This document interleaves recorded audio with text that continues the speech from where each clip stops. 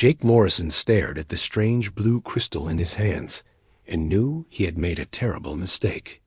The alien museum was quiet, except for the soft humming sound that came from the walls. He had only meant to get a closer look at the artifact. But the moment his fingers touched its smooth surface, alarms started ringing everywhere. The Zephyrian guards rushed into the room with their weapons ready. Their blue skin seemed to glow with anger, and the silver marks on their faces pulsed. Like lightning, Jake dropped the crystal and raised his hands, trying to show he meant no harm. The universal translator on his belt crackled to life as the guards spoke in their musical language. "Human has touched the heart of ancestors," one guard said, his voice cold as ice through the translator. "This is forbidden to all outsiders." Jake felt his stomach drop. He was supposed to be on a simple diplomatic mission to learn about Zephyrian culture. His job as a xenobiologist was to study how different alien species lived and worked. He never thought looking at museum pieces would get him in trouble. Captain Lisa Hayes arrived within minutes, her face showing the worry Jake felt in his own chest. She had warned him to be careful on this planet, but Jake had always been curious about new things. Now that curiosity might have caused a major problem between humans and their new alien neighbors. The Zephyrian official who came to handle the situation was tall and graceful, with skin that looked like it was made of precious stones. Her silver markings formed complex patterns around her eyes, and when she spoke, her voice carried the weight of authority. "I am High Counselor Varana," she said, her words translated into perfect English. "The human has committed a grave offense against our most sacred laws. The heart of ancestors can only be touched by those of royal blood or their bonded mates." Captain Hayes stepped forward, her diplomatic training taking over. "We apologize deeply for this misunderstanding. D.R. Morrison meant no disrespect to your culture. Perhaps there is some way to make amends for this accident." The High Counselor's expression did not change. "There is only one path that can prevent war between our peoples. The human must marry into our royal family to cleanse this violation of our sacred law." Jake felt the world spin around him. Marriage to an alien he had never met was not something he had ever imagined. The idea seemed impossible and terrifying at the same time. "Surely there must be another way," Captain Hayes said, but her voice lacked confidence. "The law is clear," High Counselor Varana replied. "Princess Liralai has agreed to accept this burden for the good of both our species. The ceremony will take place in 3 days. 3 days passed like a bad dream. Jake tried to learn what he could about Zephyrian marriage customs, but most of the information was kept secret from outsiders. He knew only that Princess Liralai was a warrior and a scientist, and that she was not happy about this arrangement either. The wedding day arrived with fanfare that echoed through the Crystal City. Jake wore the formal clothes that had been provided for him, feeling strange and out of place.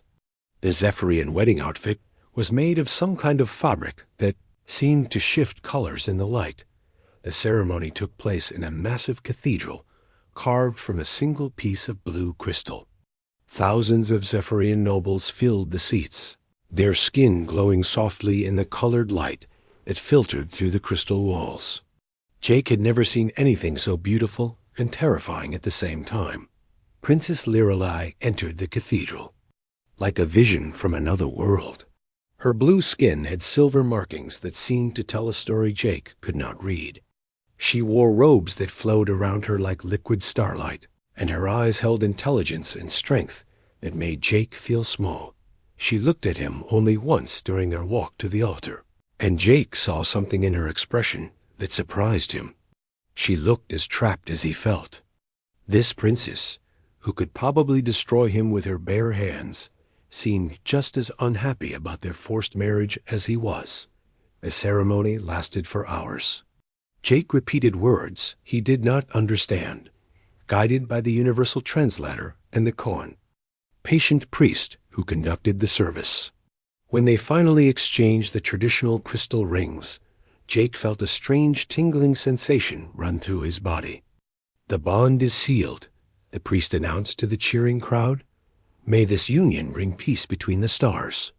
After the ceremony, High Counselor Varana informed Jake of what would happen next. He would need to stay on the Zephyrian homeworld for 6 months to complete what they called the cultural integration process.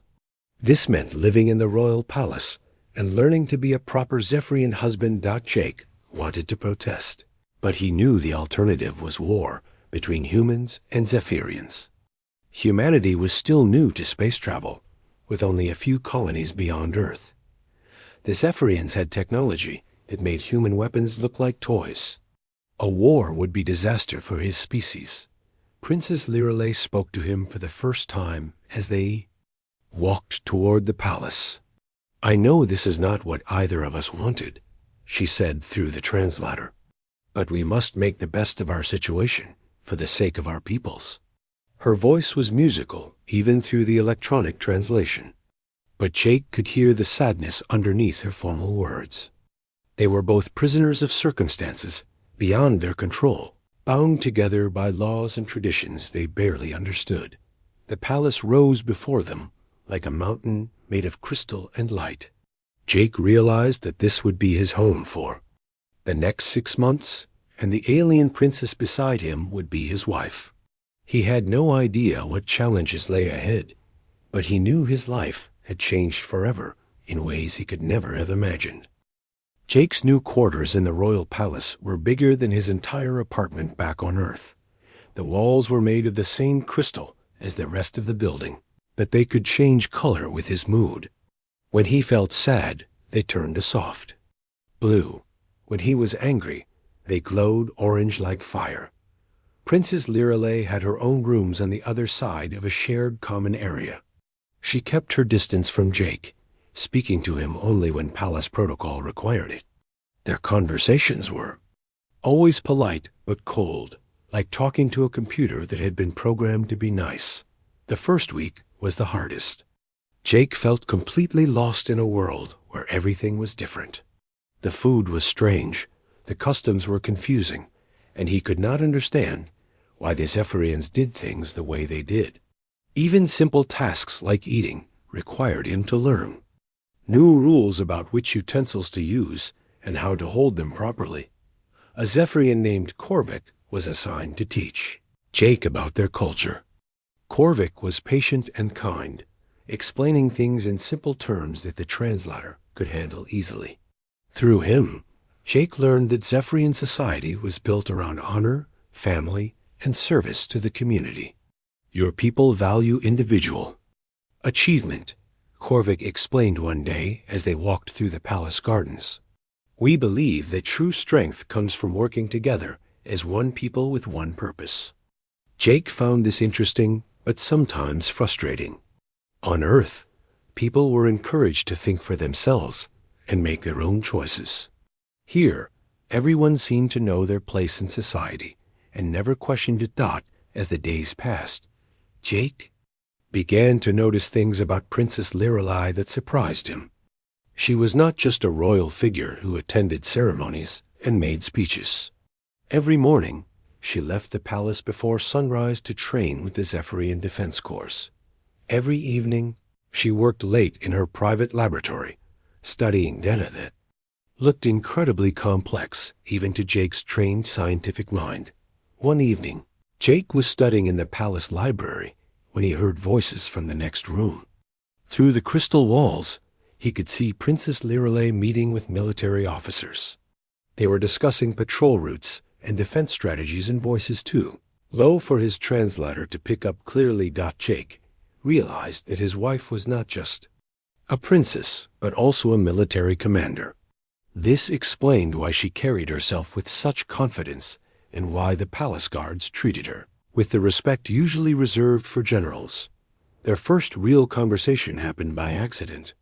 Jake was having trouble with his evening meal, trying to figure out how to eat something that looked like glowing soup but moved on its own. Princess Lirelei watched him struggle for a few minutes before finally speaking.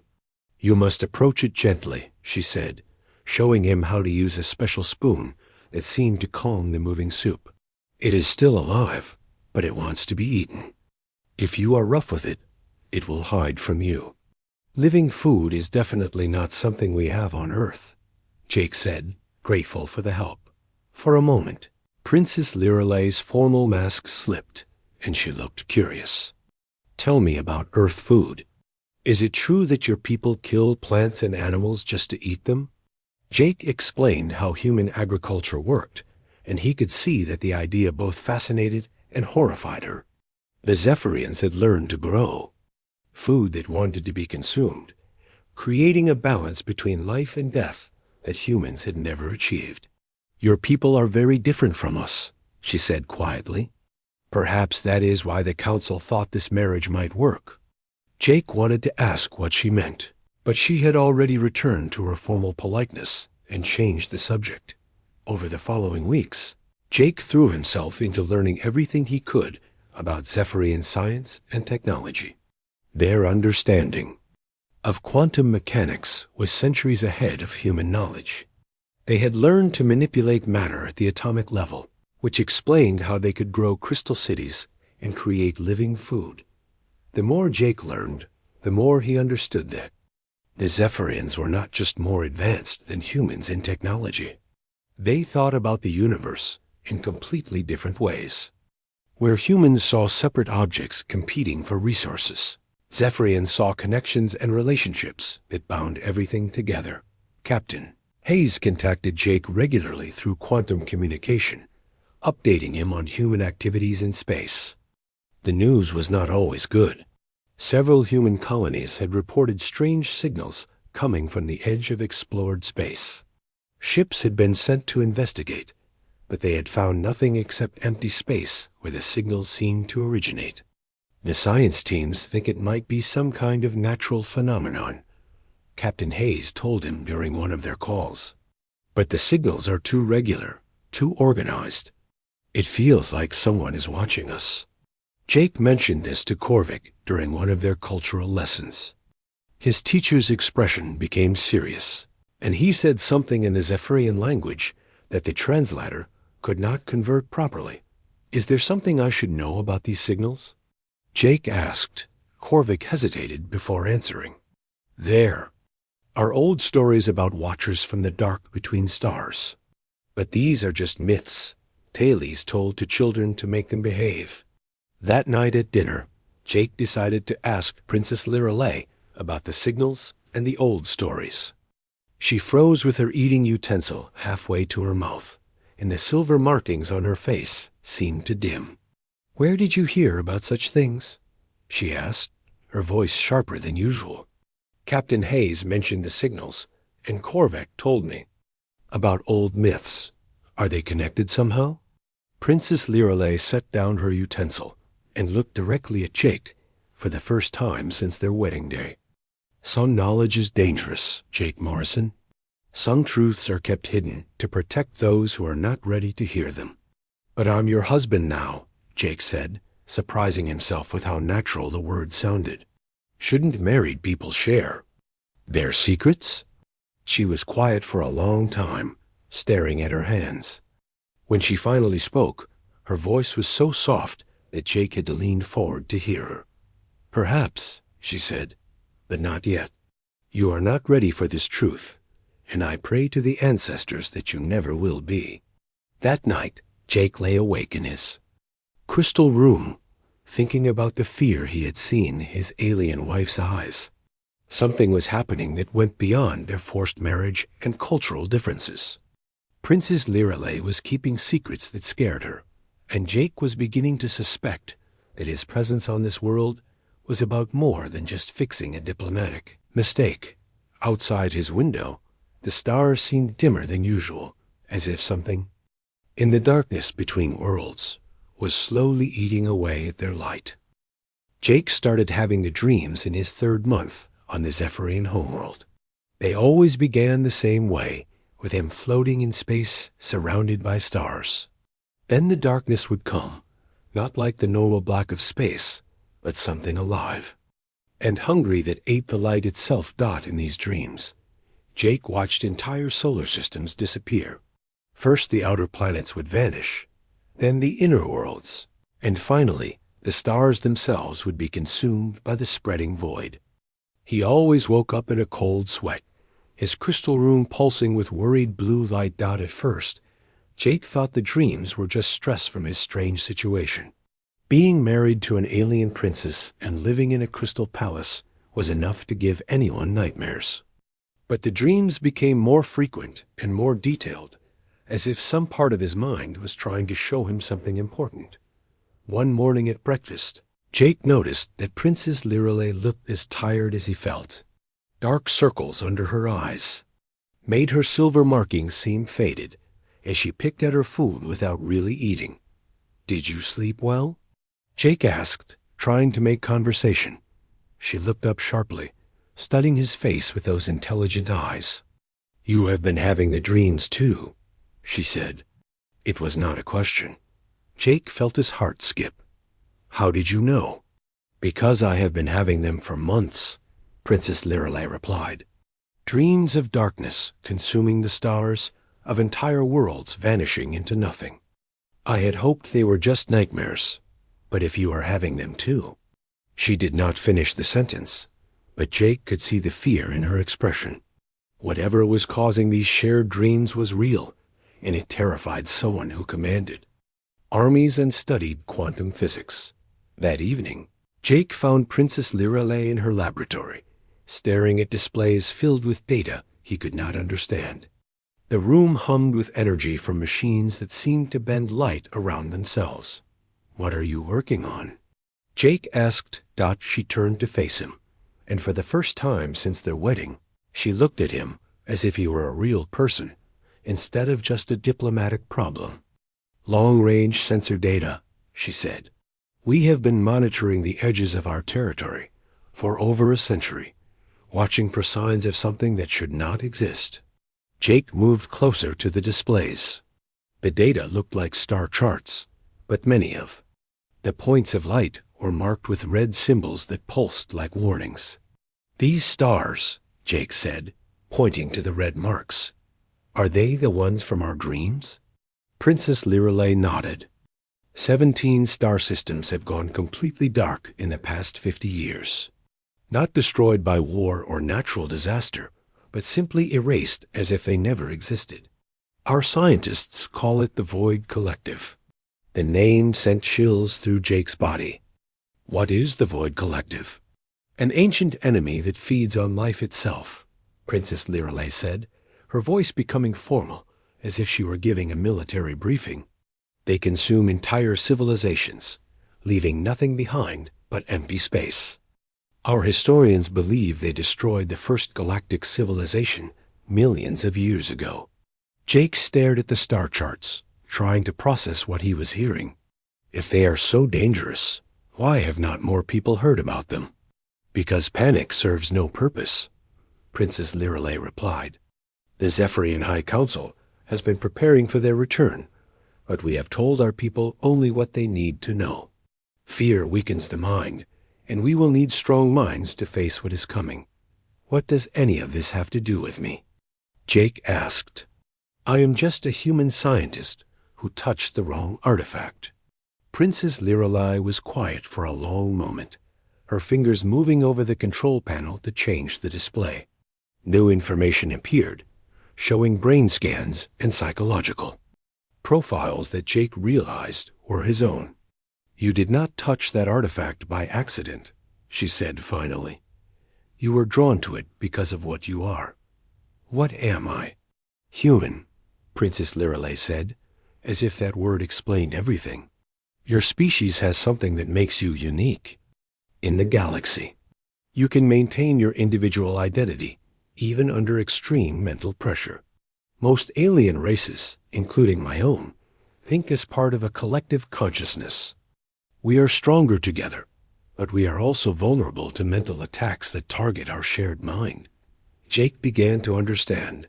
The Void Collective uses some kind of mental control.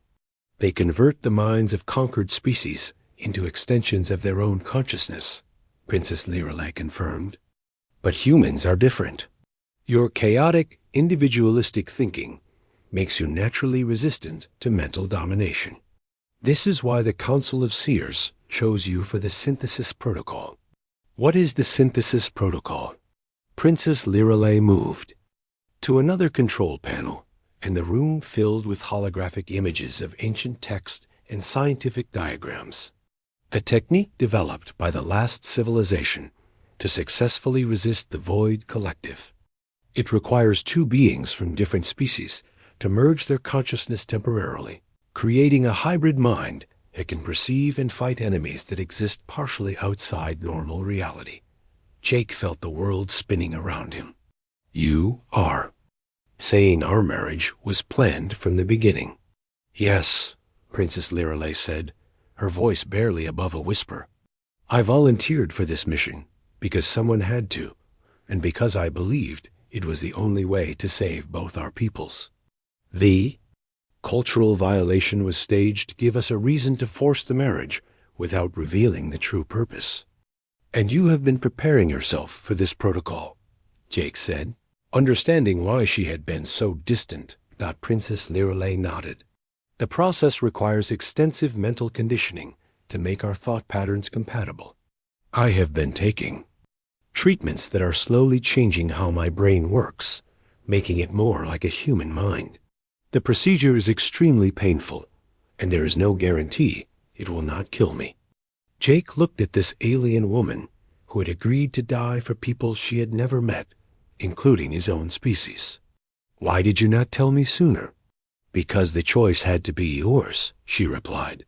If you refuse to participate, we will find another way to fight the collective. But our chances of success will be much lower. What happens if the protocol works? We become something new, a consciousness that exists in both our minds simultaneously. This hybrid being should be able to see the collective as they really are and find weaknesses that normal perception cannot detect.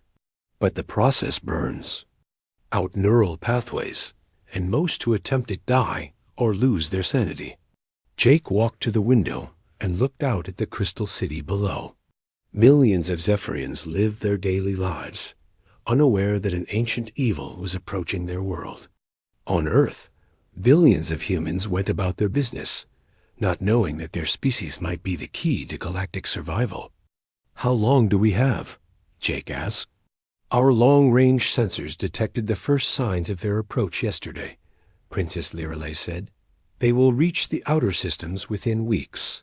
Jake turned back to face his alien wife, seeing her clearly. For the first time, she was not just a warrior, or a scientist, or a princess. She was someone who had been willing to sacrifice everything for others, including her own happiness and possibly her life. I need time to think about this, Jake said. Princess Lirelei nodded. Of course, but do not take too long. The dreams we have been sharing are getting stronger, which means the collective is getting closer. Soon, thinking will become impossible as their influence grows. That night, Jake lay in his crystal room and stared at the ceiling, which showed him images of Earth's night sky. Somewhere out there, an enemy was approaching that could destroy everything he had ever known. The only way to stop them required him to risk his life and his sanity by merging his mind with an alien princess he barely knew. But as Jake thought about Princess Lirelei's sacrifice and the billions of lives hanging in the balance, he realized the choice had already been made the moment he learned the truth. Jake made his decision at dawn. He found Princess Lirelei in the palace training room, moving through combat forms that looked like a deadly dance. Her movements were precise and graceful, but Jake could see the tension in her shoulders and the worry in her eyes. I will do it, he said simply. She stopped mid-motion and turned to face him. Are you certain? Once we begin the synthesis protocol, there is no turning back. I have been thinking all night, Jake replied. You said yourself that most people who try this die or go insane, but you were willing to risk it anyway. If you can be that brave, then so can I.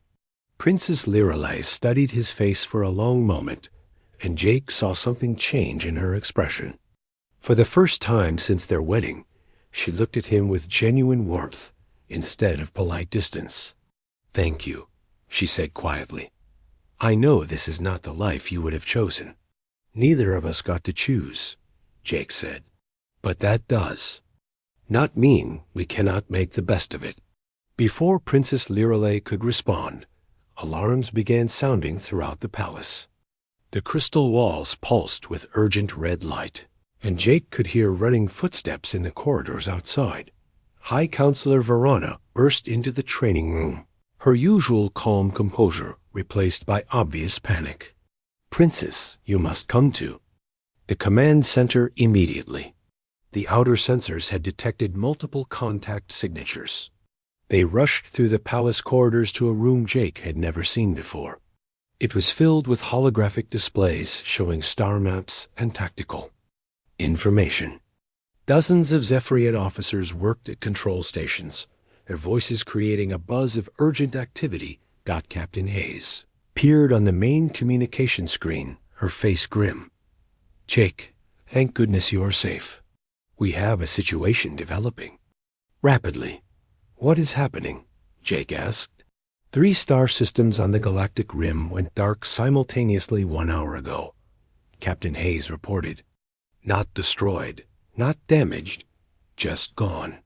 Our long-range sensors show nothing where those systems used to be." Princess Lirelei moved to the central command station and began calling up sensor data. "Show me the progression pattern," she ordered. Holographic display changed to show the missing star systems marked in black. Jake could see that they formed a line pointing directly toward both human and Zephyrian space. "They are not just consuming random targets," Princess Lirelei said, her voice taking on the authority of a military commander. "They are clearing a path toward us." High Counselor Verana stepped forward. "How long until they reach our territories?" "At this rate of consumption, perhaps 2 weeks," Princess Lirelei replied. "Maybe less if they accelerate their advance." Jake felt a chill run through his body. What about the colonies? The human outposts and Zephyrian settlements? Captain Hayes answered from the communication screen.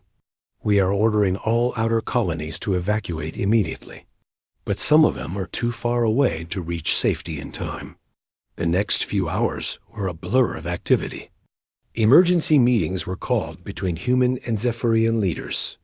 Evacuation ships were dispatched to the most vulnerable colonies. Military forces from both species began mobilizing for a defense that everyone knew would probably be useless. Against an enemy that could erase star systems. Jake found himself thrust into the middle of these preparations as Princess Lirelei's husband and one of the few humans on the Zephyrian homeworld. Military officers asked him questions about human defensive capabilities, while scientists wanted to know about human psychology and mental resistance. During a brief break in the meetings, Jake pulled Princess Lirelei aside. "We need to start the synthesis protocol now," he said. "If we wait much longer, it might be too late." "The preparation chamber is not ready," she replied. "The quantum field generators need at least another day to reach full synchronization." "Then we make do with what we have," Jake said. "You said yourself that we are running out of time." Princess Lirelei looked around the command center at the organized chaos of military preparation. "You are right. Better to attempt the protocol under imperfect conditions than to wait until the collective arrives."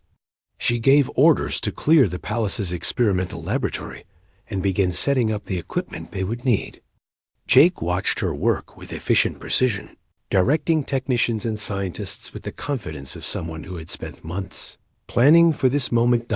As the sun set over the Crystal City, the first refugee ships began arriving from the outer colonies. Jake stood at a palace window and watched them land, carrying families who had lost their homes to an enemy they could not understand or fight. They looked so frightened, Jake said when Princess Lirelei joined him at the window. They should be frightened, she replied. We all should be. What we are facing has destroyed civilizations that were more advanced than either of our species. Do you really think the synthesis protocol will work? Princess Lirelei was quiet for a moment. I think it is our only hope. The ancient records are clear that it can be done, but they do not explain how to survive the process. We will be attempting something that only a few beings in galactic history have ever tried. That night, Jake could not sleep. The dreams of consuming darkness were stronger than ever, and he could feel something vast and hungry approaching through the space between stars. When he finally dozed off, he dreamed of Princess Lirelei reaching out to him across an impossible distance. Her mind calling to his dot, he woke to find her standing in his room, her face pale in the crystal light. The dreams are getting worse, she said. I can feel them in my mind, trying to find a way in. I can feel them too, Jake said. It is like they are testing our defenses. They are, Princess Lirelei confirmed. The collective sends mental probes ahead of their main force, looking for weaknesses they can exploit. This is why we must attempt the protocol tomorrow, ready or not. Jake got out of bed and went to stand beside her at the window. The city below was fully awake despite the late hour, with lights moving through the crystal streets as people prepared for the coming crisis. Are you afraid? Jake asked. Terrified, Princess Lirelei admitted. Not of dying, but of failing. If the protocol does not work, both our species will be consumed, and everything we have ever known will cease to exist. Jake took her hand, feeling the warmth of her blue skin and the slight electrical tingle that seemed to be part of all Zephyrian biology. Then we will not fail. She squeezed his hand in return.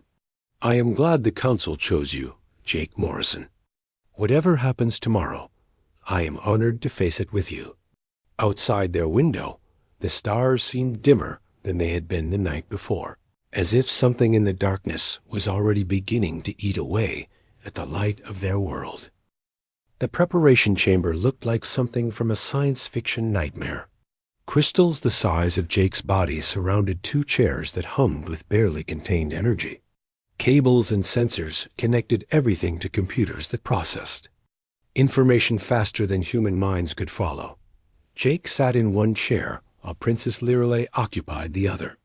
Technicians attached monitoring devices to their heads and arms, checking readings on displays that showed the electrical activity of their brains. The quantum field is at 80% synchronization, reported the chief scientist, an elderly Zephyrian named Dr. Kelvon. It is not perfect, but it should be sufficient for the protocol. Through the chamber's crystal walls, Jake could see the command center where military officers tracked the approaching Void Collective. 3 more star systems had vanished during the night, and the enemy ships were now visible on long-range sensors as dark spots that seemed to absorb light. Are you ready? Princess Lirelei asked, her voice calm despite the fear Jake could see in her eyes. As ready as anyone can be for something like this, Jake replied. Dr. Kelvon began the activation sequence. The crystals around them started glowing brighter, and Jake felt a strange tingling sensation in his mind, as if someone was gently touching his thoughts. The first stage is memory synchronization, Princess Lirelei explained as the process began. You will experience my memories, and I will experience yours. Do not fight it. Suddenly, Jake was somewhere else entirely. He was a young Zephyrian girl learning to fight with crystal weapons, feeling the weight of royal responsibility on her shoulders. He experienced Princess Lirelei's first day of military training, her graduation from the Science Academy, and the moment she volunteered for the synthesis protocol, knowing it would probably kill her dot at the same time. He felt Princess Lirelei experiencing his memories.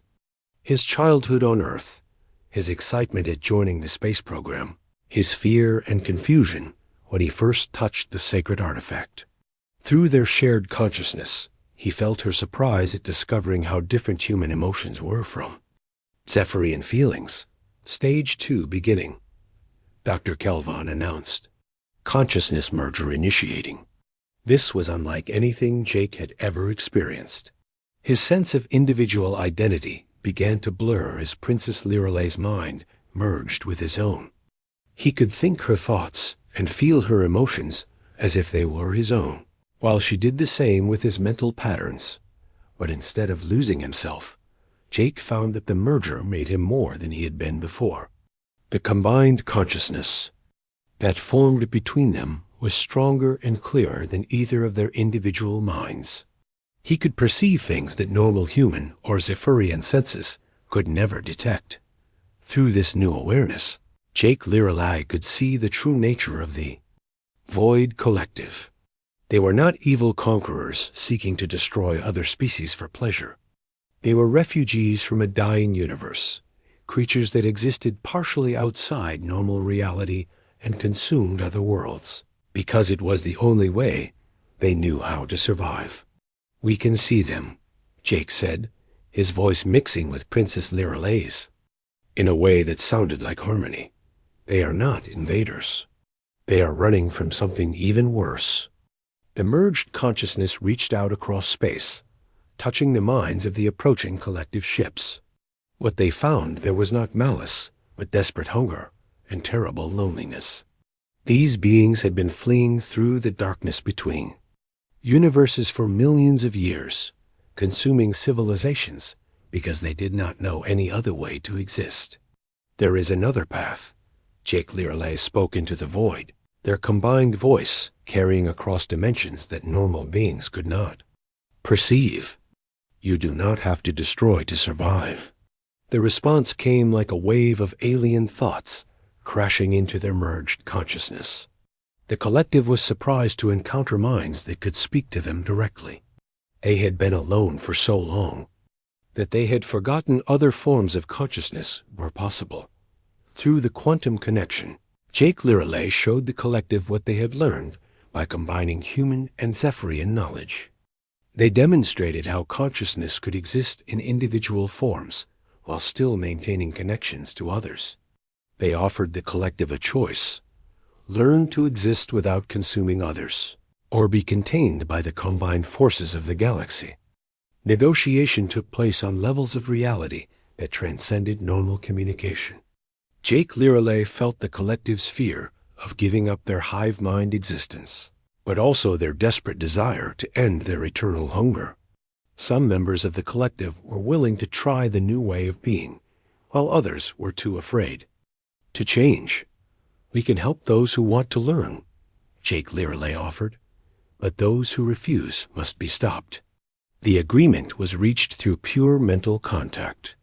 The collective members who chose change would be given empty star systems where they could practice existing as individuals. Those who refused would be contained using the new understanding of their nature that the merged consciousness could provide to human and Zephyrian fleets. As the negotiation concluded, Jake felt the synthesis protocol beginning to burn out his neural pathways. The merger had lasted longer than anyone expected, and the strain was becoming unbearable. "We have to separate," Princess Lyralay's voice echoed in his mind. "The connection is becoming dangerous." The process of separation was almost as intense as the merger had been. Jake felt his individual consciousness pulling away from Princess Lyralay's, leaving behind traces of her thoughts and memories that would always be part of him. When he opened his eyes, he was back in the preparation chamber. The crystals around them had gone dark, and Dr. Kelvon was frantically checking their vital signs.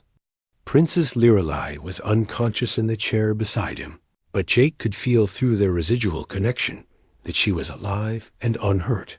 Did it work? Dr. Kelvon asked. Jake looked at the displays, showing the position of the collective ships. They had stopped their advance and were broadcasting surrender signals on frequencies that human and Zephyrian technology had never detected before. "It worked," Jake said, his voice hoarse from the strain. "But it is not over yet. We need to coordinate with both fleets to handle the collective members who refuse to change. Over the following days, Jake and Princess Lirelai worked together to implement their agreement with the Voy.